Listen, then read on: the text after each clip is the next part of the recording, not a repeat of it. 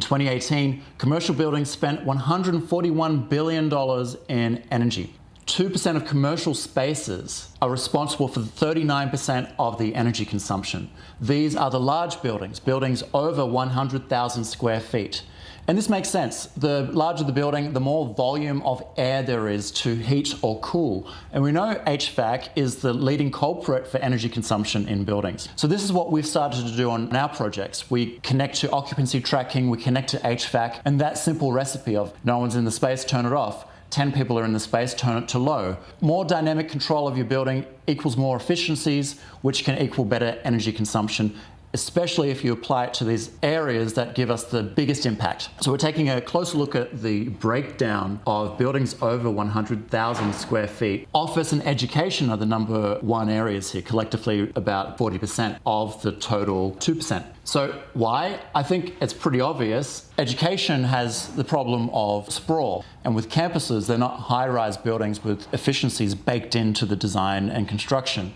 So it's harder for university campuses because they have so many different buildings, each with their own subsystems, often with their own building management systems and different HVAC systems and even access control systems sometimes across multiple buildings. This is a problem we see. There's a barrier to entry for efficiencies. But the good news with education is the air conditioning is typically zoned in a way that is easy to automate. What I mean by that is each lecture theatre, for example, has its own air conditioning zone. So we can monitor occupancy of lecture theatres and turn off the air conditioning if no one's in there. So that simple recipe can be applied in a pretty straightforward way.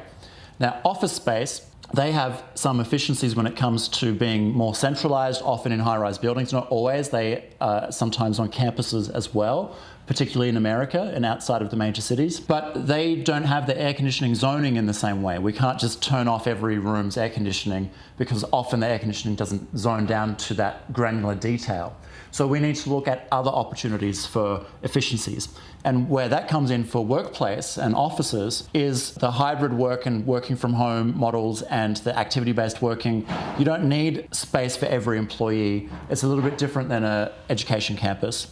So we can make sure we're delivering enough space at the right time so the workplace can downsize their real estate and maximize their efficiencies. And it ties back to occupancy tracking again.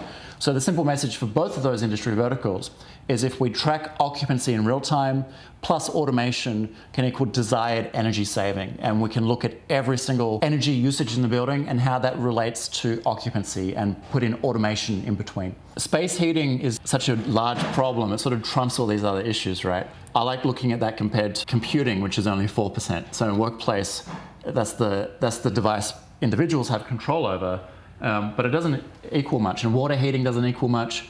It's surprising. So lighting, cooling, and heating are the major culprits. Heating by far. But lighting is the easiest to control because it's the most dynamic in the sense that there's a lot of zones programmed. There's individual circuits that we can turn on and off. So we can run lighting extremely efficiently. It could even be to a point where lighting follows you around the building. Everything turns off behind you, and only as you walk do things turn on. And we can do that in a way that we dim the lights so it doesn't even appear that we're turning things off. So high brightness around you, dimmer lights in the distance, and no lights anywhere else.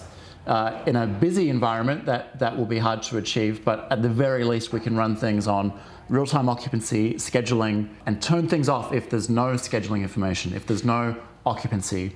And going beyond just like these dumb sensors that trigger on and off just from movement, or we all had that experience where we're sitting down in a building, the lights turn off and we're waving our hands to try to get it to turn on again. Doing things based on occupancy in a more granular approach, knowing exactly where everybody is, not just infrared sensing, but people recognition from cameras, from Wi-Fi, from a collection of sensing. So this again supports that message of if we track people in real time, we can turn things on and off. It's a simple thing, right? And then have some logic around this for covering scenarios where we need ramp up time. So you don't want to walk into a dark space, or you don't want to walk into a freezing lecture theatre. So we turn it on ahead of time, but still in a way that's dynamic and more efficient.